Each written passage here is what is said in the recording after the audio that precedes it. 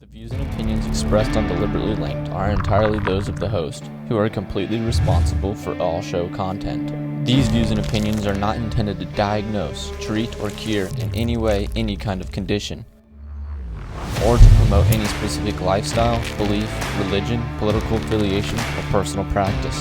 Nor is the information presented deemed to be accurate or verifiable. What is up, Deliberately Linked viewers? Lace them up and lock it in, because on today's show, 'tis the season. Mark, why do we gather here today? Yeah, today we really want to focus and put our focus on something that we know is affecting millions of people each year, and potentially could be preventing you from reaching those New Year goals. You know, we talk about 2020; it's a big year, and I've been hearing 2020 is magical because it meets that whole like 2020 vision thing. Yeah. So we really want to help people focus. But at the same time, I don't think you and I are two heartless individuals that don't realize there's real adversity out there. No doubt. And there's things that people are facing that really can put up a barrier. That's true. And yeah. we want to talk about that. And speaking of derailing individuals from those goals, which those goals might be attending the gym, and this is actually kind of where this topic was kind of put on my heart. I was attending the gym, and I walk in, and the individual working the front desk just had this like loomy, long face, and I'm like, man, That glazed over look. Yeah, I'm like, man, what's going on, bro? How you doing? He's just like kind of looked outside, and it was a really gray, cloudy day here in Ohio. And For all of our out-of-state listeners who get year-round sun, I am jealous. But here in Ohio, we get a lot of gray in the wintertime. Yeah, and he was just like, man, I don't know, this just the season we're in. And I just kind of look outside, and I'm like, I feel you. Yeah. It is. It's very almost depressing. Yeah. And I want to point out two things before we even dive into this. Number one, this is something we preach, and I love this, investing in others. It was a great example of you being observant. Yeah. Obviously, it's not like this is someone you have holiday meals with or go to birthday parties with. He's your guy at the work, and he's at the gym. Yeah. So wherever you frequent, whether it's your coffee shop or whatever, don't be afraid to say, how are you today? Right. You know what I mean? And this has happened to me multiple times. We were recently at a college visit with one of our children, and I did it to a gas station attendant because it's what I do. Yeah. And he looked at me and goes, honestly, or are we just being polite? I said, I would really prefer you to give me your honest, opinion on that question.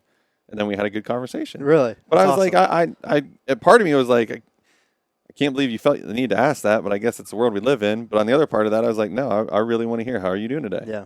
You know what I mean? That's cool. So, that's important. yeah, and so the second thing is it's a real thing. It is very real. Tis the season. It's not always to be jolly. Yeah, no doubt. There's not always all the fa la la la la.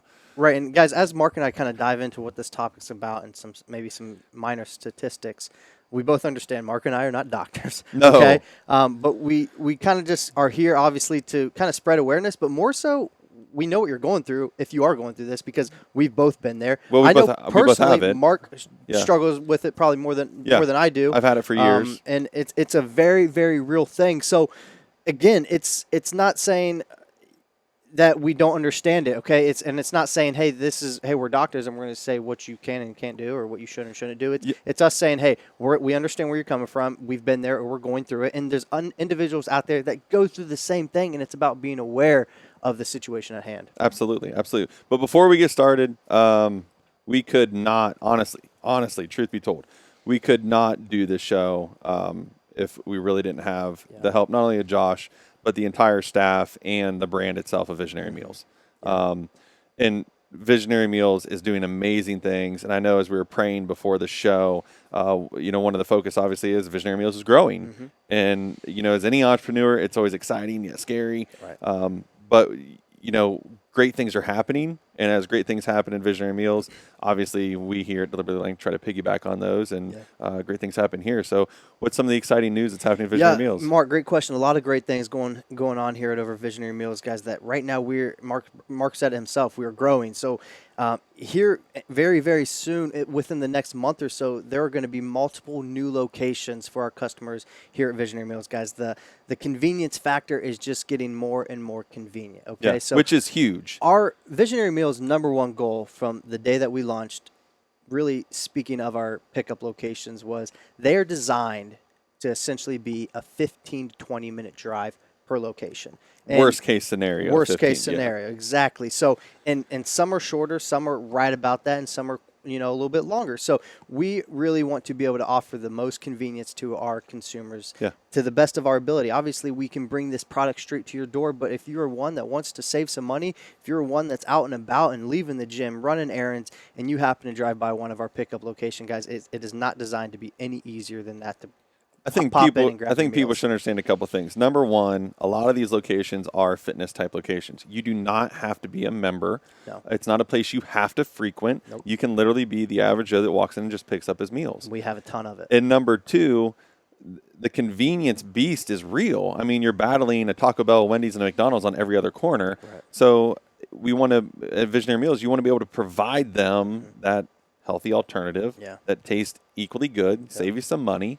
But at the same time, you don't have any of the guilt. Exactly. So, yeah, it's super exciting. It is. For customers now, they're probably excited. For new customers, this may have just made this even a more likelihood of an option. Exactly. And the whole beauty behind it, guys, and you're going to hear it on today's show of seasonal depression and the effect and really some of the causes and maybe traits that you tend to lean on if you battle with seasonal depression. A lot of times falls in line with your eating habits. And obviously Visionary Meals is here to support those bad eating habits and basically in hand of offering good eating habits. So as you guys learned today, if you're one that maybe struggles with SAD, that Visionary Meals is obviously here to provide those healthy alternatives by satisfying those taste buds that you're looking for. Yeah, no, it's exciting. Let's jump into the show. Let's do it, buddy. So, Josh, let the cat out of the bag. We're literally going to sit here and talk about seasonal depression, and I'll tell you kind of why this does lay on us. We've spent the last couple of weeks, we obviously talked about Christmas, as exciting that is, and some of our experience with that. But then we put our focus on that 2020 vision on how do we want to make this next year the most successful. Right. And we can sit here and give you guys all the exercises Josh and I do as far as how to reach goals and how to set goals. But Josh and I are not immune to the fact that there are real adversities. Yeah. There are real things that sometimes are completely out of your control. And if you're an avid listener to us, we always say, control your control. Some things are not in your control. You live in Ohio. You cannot control the winter months. Correct. But what we can do is we can encourage you. We can encourage you to implement some healthy habits. We can encourage you to talk and make some changes. You may not cure anything, but what it may do is help you battle through that time. Yeah, Mark, I know for a fact that at oftentimes and within this topic, and we were just talking about it shortly before the show, it's in Ohio, guys, especially this time of year. I know a lot of our listeners reside in Ohio, so I know a lot can relate. But and studies have shown for this to be more towards the northern states, but really this is dealt with nationwide. Correct. There's different types of seasonal depression, but in Ohio, guys, how often are you driving down the road and you next thing you realize the skies have been gray. I'm not even kidding, for 6-7 days straight. Yeah. All right. And you're just constantly longing for that summertime because you're like, I need some vitamin D. I need some vitamin D. I need some vitamin D. Absolutely. And I know so many individuals as we enter the winter months, really the fall time going in through the winter, it's so dreadful for people. And as I've learned through this study, people don't obviously like the cold, but people dread. It's not the cold. It's not the cold that is giving these individuals anxiety or these stressors of a type of, basically due to the lack of sunlight. It is. It's huge. And it's huge. So obviously we all deal with this, and we've probably, whether we categorize ourselves in a seasonal affective disorder or not, we all have dealt with just a lack of serotonin levels because of it. Yeah. And Josh said, I think modernization's moving away from seasonal depression, and now they call it seasonal affective disorder.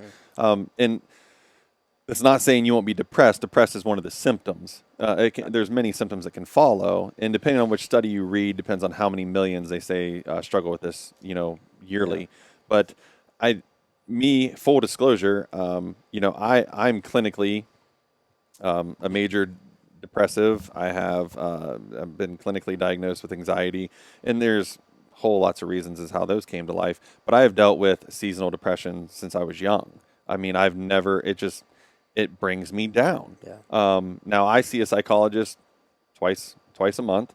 And it's just one of the exercises that I use to be able to go and talk and get through things in a non-biased comfort place, where you can kind of just say what's on your mind. Sometimes people feel like for me, it's nice because I can go somewhere where someone's not going to be necessarily affected by it. Right. Where you sit down with your wife and kids, not saying you shouldn't. I still talk with my wife and kids, but You feel like you're bringing them down. almost with exactly. it, yeah. I don't want to have a negative effect on them as Yeah. well. So that was my full disclosure. So I completely understand and relate. And so when Josh said this is a topic he wants to talk about, I'm like, yeah, it'll be more like a PSA. You know what I mean? This is something I want people to understand. You're not alone. Millions of people are dealing with this every year, and I don't want you to feel so isolated. Yeah. I don't want you to think you're weird. I don't want you to think you're weak. I don't want you to think that is this something I did. No, Josh brought it up earlier. You got serotonin levels, you got melatonin levels. Your body has these chemical levels inside that they're designed to want. Correct. And when we live in this environment of khaki and gray for 3 months, your body's not getting it. And Mark brought up a great point that this is obviously very chemical related. Yeah. And we're not going to touch on it yet, but we are going to get to, I think, confusing ourselves whether we have seasonal depression or not, and kind of just the differences there. And that's where Josh is going to get less nice. I'm going to be very blunt. But Mark, before we talked about jump that. there, Yeah, I know where you're going. Before we jump there, you kind of said this is something you've been dealing with like you said, your entire life, right? Yeah.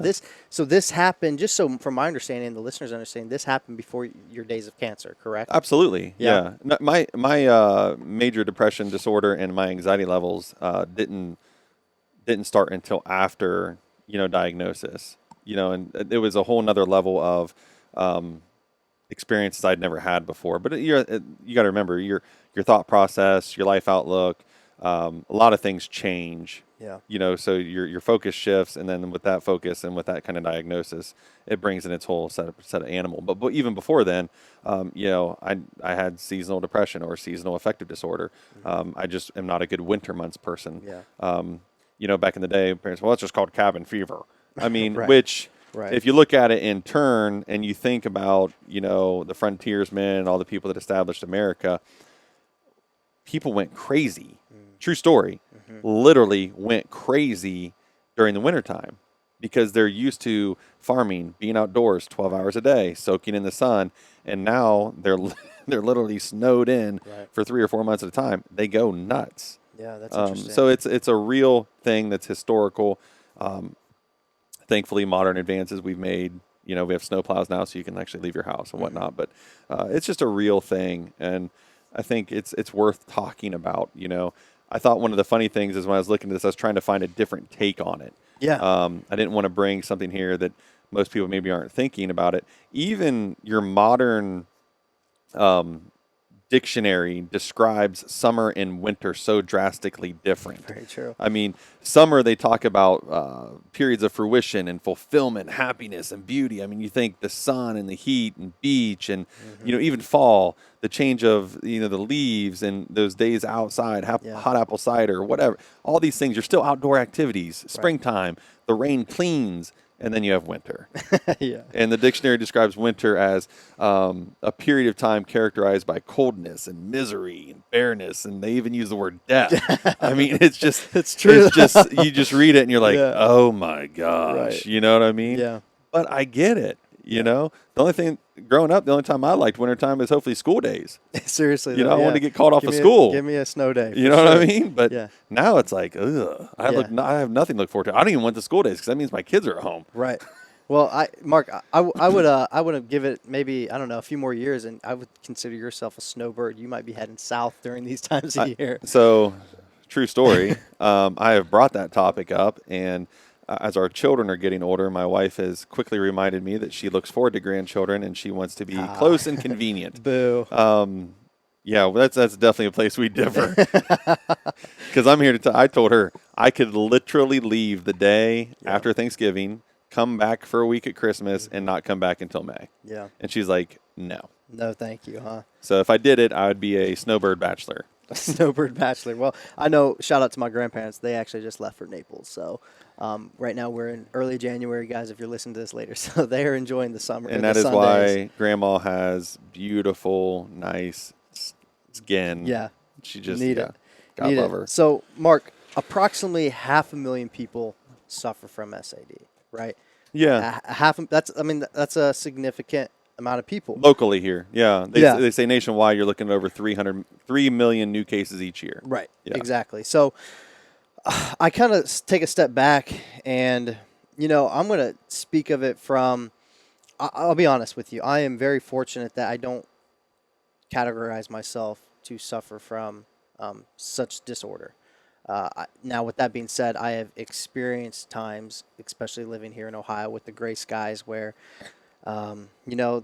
days I feel like doing just a little bit less than others. Sure. Or I'm slightly depressed. I think the vitamin D that is obviously released through the sunlight, the lack of plays a vital role into whether you suffer from this. And, I spoke to you a little bit earlier on, I know a lot of people that, I know a handful of people. And when I was preparing this, I actually worked with someone, and you were obviously even on my mind when I was preparing this, that suffer with this disorder. Mhm. But I also know a lot of people that just throw the term around. Sure. Seasonal depression. And I always tell Ashley, all the time, actually, especially this time of year, I tell her, and I've recently have told her this, since right now, if you're currently listening to the show, we're obviously going through this time of year. If you're not, this is the time of year that we're in. For my business owners and my entrepreneurs and my if you are in a role that you don't have a choice, where you are making your income, this, in my opinion, is the time to nut up or shut up. This is the time to grow, because this is how I look at it. I look at it as X amount of people are going through this seasonal depression. Mm-hmm. I mean, individuals that we have locations with talk about they're unmotivated. They don't feel like doing anything, this and that. And don't get me wrong, guys. I do want to be sensitive to the fact that some of these individuals, this is an actual disorder, a chemical imbalance. So I don't want to be unsensitive to them. But there are a ton of individuals that throw this term around. And so I think on the flip side of it, for those individuals that throw this around, if you're able to mentally kind of step through that barrier of, man, life just kind of sucks right now, this is the time that you take charge in your life, and this is the time that you win. Because like Mark said at the beginning of the show, so many people get derailed off their goals, and I think there's multiple reasons why you get derailed, maybe on steps what you didn't do to hold yourself accountable, like write it down, tell someone, et cetera, et cetera. But so many people get derailed from these goals from maybe the lack of sunlight, like we're saying right now. Oh, no, I think there's a percentage that do. Absolutely. Yeah, and they let it happen. But if you're literally able to stop being a mental midget, I'm telling you, Ashley told me, she said, don't go there on the show. Don't go to the mental aspect on the show. No, I think it's BS. I think if you don't actually chemically suffer with this disorder, this is your time that you take charge, because I can tell you everyone else is sitting at home in their couch, all right, looking outside, and when it gets dark at 5 o'clock saying, I don't feel like doing anything the rest of the day. Yeah. I think there's a couple aspects on it. I understand. Well, let's explain. Ashley is an extremely compassionate person, which I love that about her. But this show would not be authentic if we didn't bring in, both sides. Okay, number one. Number two, if you look up the true definition of seasonal affective disorder, they do harp on consistency. This isn't like a one-time thing. This isn't like something that you only have for a little bit and you never see again. Correct. No, it's a consistency thing. This is something you what happens is you tend to find out you struggle with on the regular. Exactly. What they say is to become a diagnosis, for it to be seasonal, it must occur in the same season each year for at least 2 years in a row, and must diminish when the new season comes about. Exactly. So here's my argument. We live in a society that has somewhere along the line become very comfortable with victimhood and excuses. Yeah. Okay? That is very different than what we're discussing today. We're talking about people who really have and struggle with an issue that is out of their control. Yeah. Okay? Now, here's what I'll say. As someone who has been diagnosed, the diagnosis may not be in your control. How you respond, that is a control. Yep. then you can control your can control. Okay, and I'm not even talking about necessarily the whole pharmaceutical aspect. You can go to any vitamin shop and you can start taking vitamins and start replenishing yourself, and you will see a drastic change. I take vitamins. No doubt. That's what I do. Yeah. It's what helps me. But at the same time, too, there are things, even though I can't always control the mood I'm in, I can control how I react to that mood. Right. Those are the areas in which I think when you want to bring in the mental aspect, we can talk about those who use this for an excuse or whatnot, or put the adversity in front of themselves so they can quit. Right. But we can also talk about those who, hey, you're struggling. I feel for you. I'm sympathetic. I'm compassionate. But at the same time, you don't have to let this win. Correct. And I think a lot of times with those individuals that truly do suffer from it, and you can speak better than I have, but they find a way to isolate themselves. Oh, okay? yeah. Because they obviously are depressed. And so, Mark, something that you probably do, you do very well, and is surrounding yourself with the right people. Mm-hmm. Okay, so surrounding yourself with the people that bring you up. And you could, I don't know, maybe speak on that better than I can. But basically what Mark's saying, guys, is obviously there are medications or there are actions that you can take to overcome such disorder. So do them, right? Surround yourself with those people that are going to be uplifting to you. It's so easy. And I'll be honest with you guys. I know I can't speak from experience. Okay. I haven't essentially been there with this disorder, but at the same time, I also know the effects that it is having on people. And I see it on a day-to-day basis. I work with people. My brother, like Mark, I know he's dealt with it. Okay. So there are also actions that you can take to avoid yourself maybe falling into that category. Yeah. No, I mean, obviously, the more experience you have with it, the more cheat codes you get, as I say. You feel it coming on, you see it coming on, then you start preparing for it. Like I said, there's aspects of it you cannot control. Like, you know what I mean? I get that. But instead of focusing on that, you need to focus on what can I control that's attached to it. Mm-hmm. It's super important. I mean, I'm having a certain discussion right now with my psychologist. We'll talk tomorrow. And guys, I'm here to tell you, if you listen to this show, you'll never hear me try to front with you guys. I'm an open book. Mm-hmm. And one of the conversations we're having tomorrow is a certain area in my life where I have certain doctors who want to put me on a certain medication. She's not so hype on it.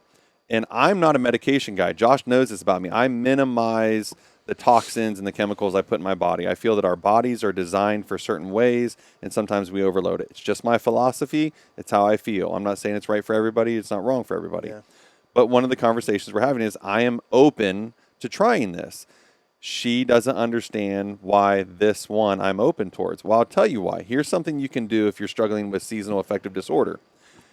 If you have surrounded yourself with a quality group, I've got Josh, I've got Ashley, I've got my wife, I've got a lot of, I shouldn't say a lot, I've got a really close-knit group of people that I can be very honest with.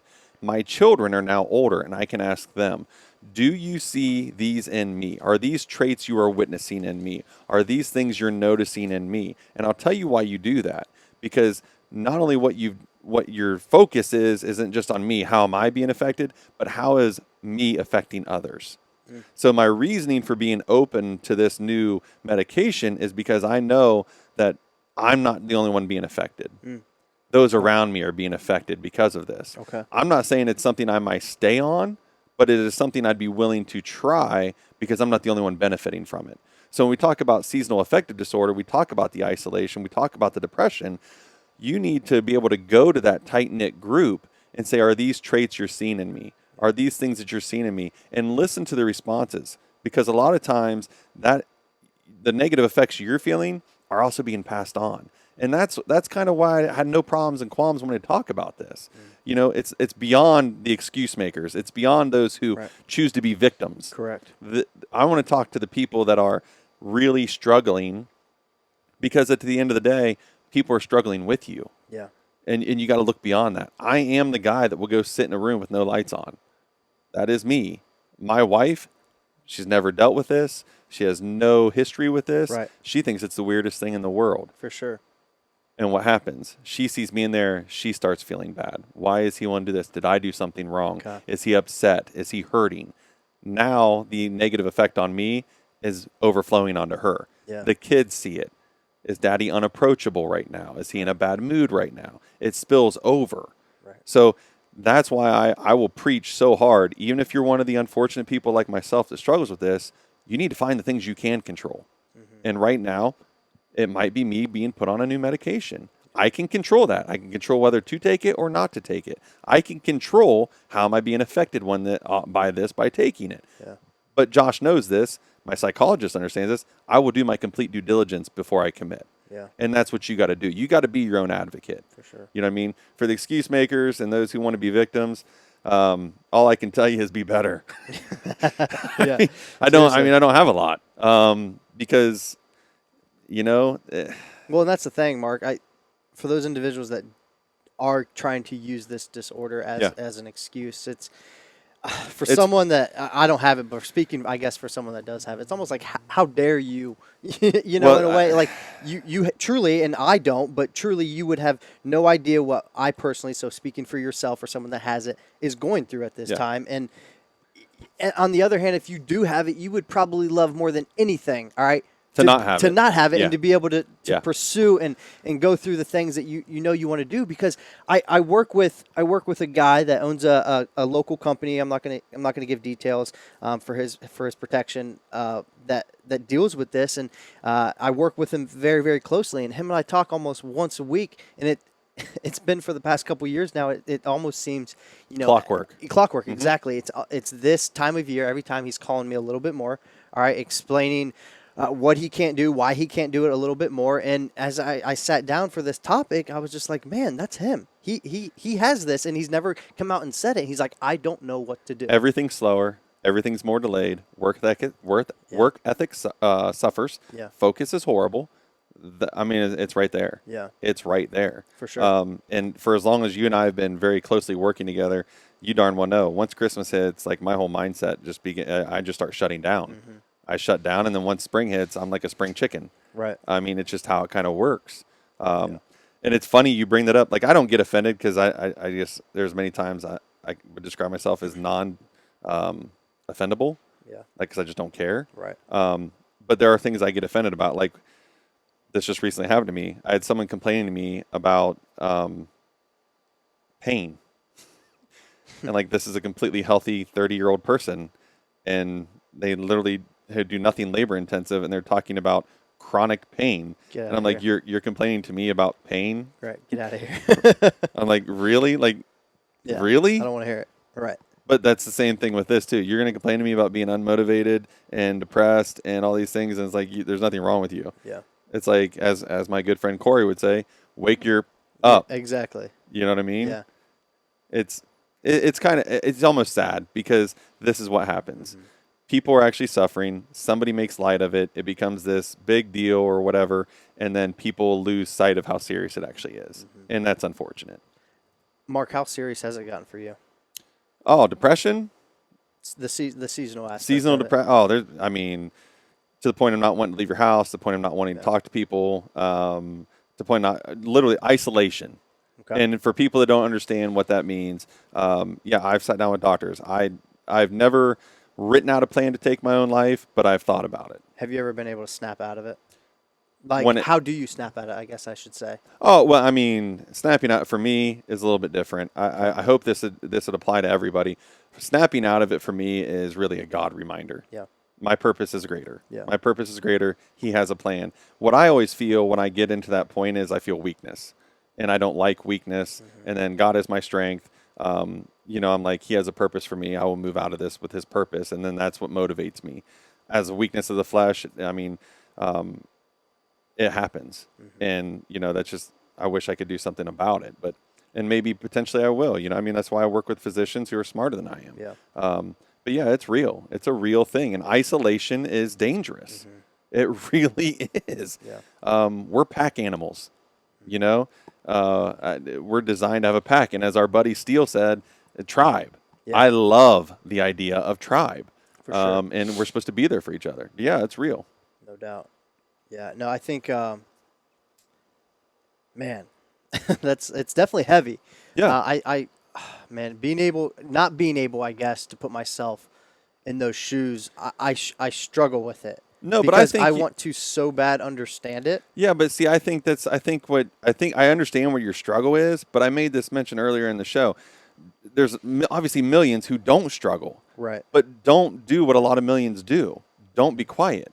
Yeah. If you see something, they're people you care about, they're people you interact with, you did it earlier. That, for me, a lot of times is what helps bring you out of it. Okay. It's someone wanting to talk. It's someone wanting to come up and approach you. How are you doing? Get your mind off of things. That's what it is. You pull them out of that isolation. The dude's sitting at the front desk at the gym. Yeah. He's literally staring there into nothingness, thinking how bad and ugly it is outside. Right. And now he just had a good conversation. Yeah. And he's like, oh, someone cares. It's literally simple things like that. Yeah. So, I mean, you may not understand it, but you can still be a proactive ingredient in how to make it better.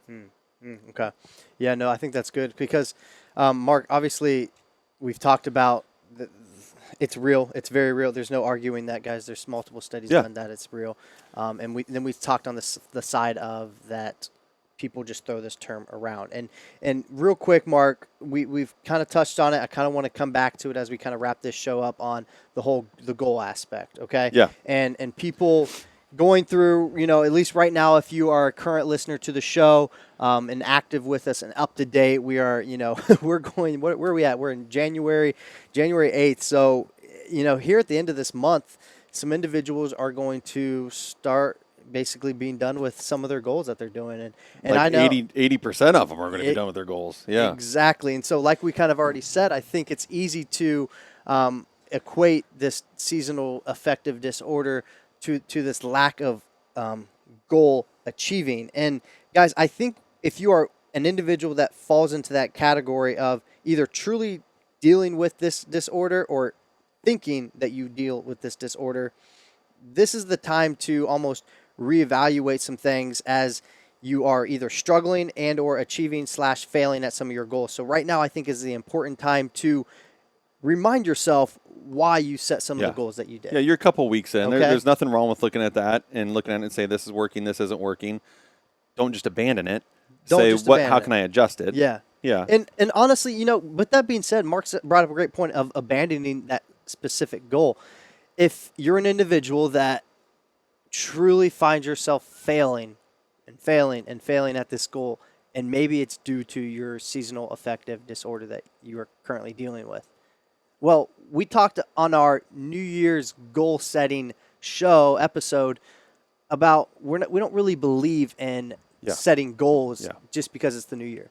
Well, if that means you need to repick this goal up or reevaluate or reset your goals, tweak it and tweak things come a season where you believe that you thrive in, then that is the time to do it, okay? So I love the word that Mark used, abandonment. Don't abandon your goal because you're going through a season in life right now where you feel hopeless, okay? That's truly individuals that find themselves never coming back to a goal that they set on January 1st of the new year, never coming back to it because they believe they have to wait until the following year. And we've already discussed that's not the case, guys. Well, and I think a good point is, I mean, if we're looking at these goals and you set a lot of goals, and these goals are very personal. Yeah. Obviously, you're not going to set goals for other people. You're going to set them for yourself, and you're going to try to create this new lifestyle, which is fantastic. Remember, if you are struggling with SAD, think about it this way. I'm trying to accomplish these goals personally. Mm-hmm. Okay, so if you're trying to do that all personally and you're doing it all alone, you've already now added on to that where this isolation has become part of your process. So instead of abandoning or quitting, what you set forth, adjust them. Say, okay, well, if I wanted to get healthy and whether it's working out or eating healthier, how can I do that in a group setting? You know what I mean? How can I do that with other people? Right. So you're still accomplishing this personal, private goal, but now you're doing it without the isolation. Okay. You're going to go somewhere where maybe you can be uplifted. Maybe you can have good conversation. And that, I'm telling you, is better than medicine. For sure.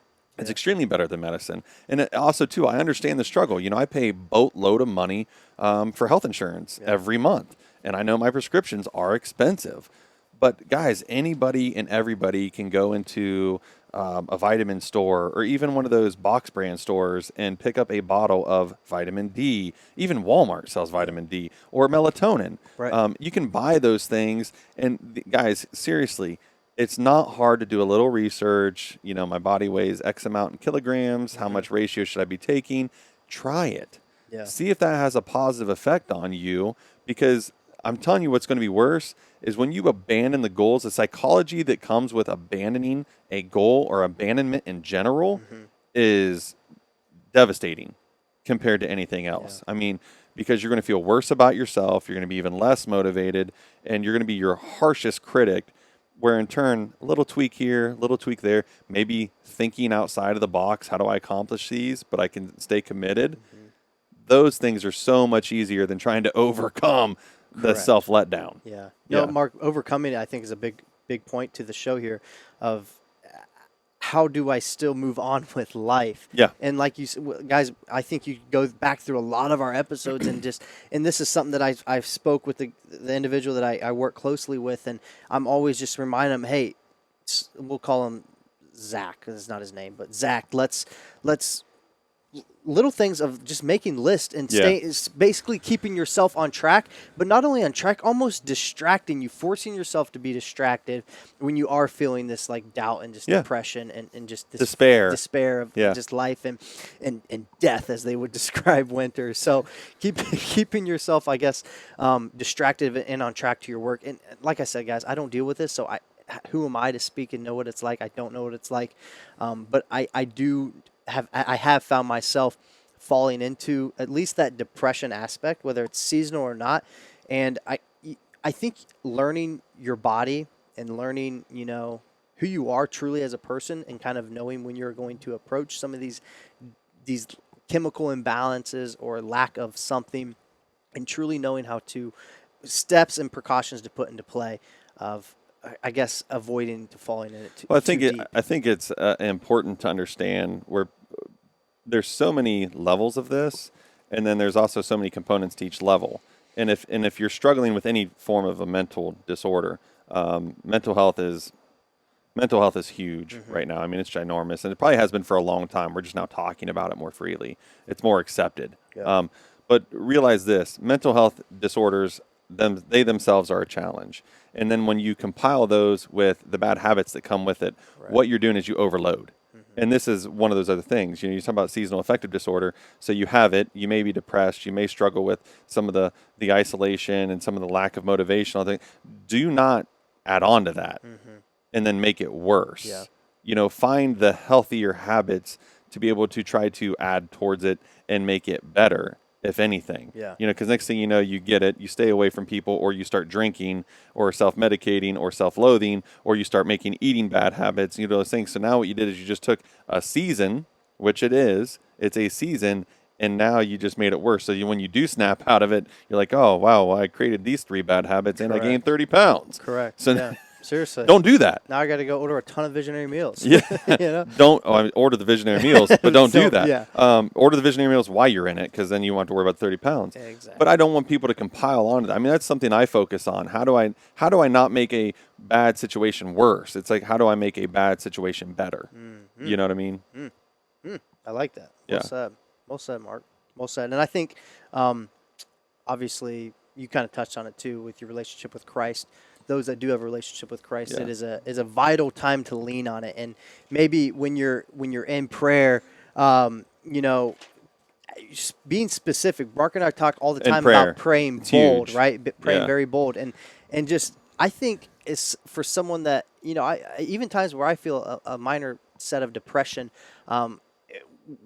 when I am wise enough to go to Christ about it, I constantly am thanking Him for the blessings that He has blessed me in my life, and I am thanking Him for the blessings to come. So it's, guys, Christ is very real. He's very alive, and He will be there to remind you what He has given you in your life, and he will never put you through something that He knows you can't handle. Absolutely. I tell people, I get this question a lot, because obviously people know I'm a man of faith. They're like, so you think, because they'll hear that God will never give you more than you can handle. So I get this all the time. So God gave you cancer.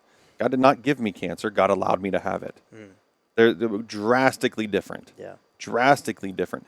He allowed me to have it because He knew He had a purpose for me having it. Correct. And He's watched and He's done things and He's molded me and changed me through the process. And I say it to this day, I have gained more blessings from cancer than I ever had without it. Yeah. True story. So He will allow you to go through events because, number one, He wants you to lean on Him during the events, number one. And number two, He wants you to use those events to have a positive impact on others. So as these things may be negative impacts in our lives, they can have positive outcomes. Correct. You know, I speak on anxiety, I speak on my depression, I speak on these things, and I use it as part of my testimony and share with other people so I can have a positive effect on them. So yeah, you're taking something negative, you're making it positive, and then you're finding a use for it. Yeah. Yeah, that's good. I think that's a good thing to end on, Mark. I think you said that really well. Guys, like I had to say in the show, if you are not one that deals with this, Yeah, look in the mirror. I think Yeah. I think Mark could probably say better than anybody, or someone that has this. If you have SAD, you know you have SAD. Yeah. Okay, and that's just again due to the chemical imbalances in the brain. So stop using this as an excuse. My go-getters out there, if you're at a season in life where you are just truly grinding right now, take opportunity, take advantage of this time that you are in, because I can tell you right now, individuals do use this season of life to just not progress in any endeavors that they may be doing, because it's what everyone does. Okay, so I've always told myself this is the time where you can really take a leap up on your opponents, whether you are an athlete and you're training. So many guys they put on, I'm going to put my hibernation weight on or something like that. Just don't use the season as an excuse to be less disciplined in your day-to-day walk, your day-to-day grind, whatever it might be, guys.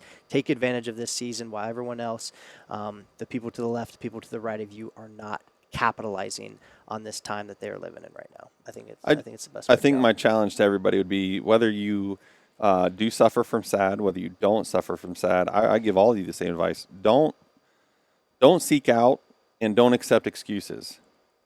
Seek out solutions. Okay, whether you really have it, whether you just find yourself in a period where you feel a certain way, do not accept the excuses that come along with it. Find the solutions. Okay, release the things you can't control, and then try to control the things that you can. Okay, and that's good. There's times that you're going to obviously elevate yourself much quicker. And then there's other times that Josh and I just call the preparation period. You're not really going anywhere. You're not going back. You're not going forward. But you're preparing for when you do. And you want to be preparing to move forward. You're on that treadmill for a reason. Yeah. That's good. I like that, Mark. Good stuff, guys. Well, hey, Deliberately Linked is, we're grinding away. Obviously, there's a lot of things like we've discussed here coming here in the new year. A lot of new, what do you want to call them, interviewees or just individuals that we're going to A lot of guests. A lot of guests that we're going to be bringing on our show. Shockingly, people want to be on here with us, but, And like we discussed, guys, at the beginning of the year here, we are very thankful for all of our listeners. We know our platform is growing, and, Mark and I, we never set out for this endeavor to make money. this isn't a monopolized type thing. No. We honestly, what it was, guys, we found ourselves having these conversations on a day-to-day basis. All right. Then we found ourselves sharing some of the things that we have these conversations about to people on a day-to-day basis. And so we said, hey, if we feel like we can have a bigger impact to discuss some of the things that we discussed, then let's do it. We're already doing it. And I think for both of us, honestly, we like investing in people. We do. Yeah. And I like seeing people be successful. Yeah, for sure. Yeah. That's why we're here, guys. We're not here for our own gain. We do get gain of you guys excelling and achieving. So our biggest gain is when we get new listeners. Then I'm like excited. It feels like I won the lottery. Yeah, seriously. So someone gives a crap what we have to say. Either that or they just listen and like, these guys are idiots. Yeah, it maybe easily they just could be make fun that of too. us. I don't know. If we do that, I'm glad we can provide you that entertainment. Yeah, seriously. So, oh, that's good. Well, guys, a lot of big things coming. Like I said, we're on all audio platforms. Guys, if we're not on a platform that you would like to listen to us from, let us know. We'll see what we can do to get on there. Social media as well. Shoot that subscribe button. Hit us a like, guys. Shoot us a follow, whatever it might be. We appreciate you guys tuning in. Mark, you got anything? No, just be your best you. Let's do it. All right, guys. Happy New Year once again, and keep grinding and support those around you that may suffer with this disorder, because we all need that encouragement at some point in time in our life. So see if you can be that individual for somebody. We appreciate it, guys. Deliberately Linked signing out.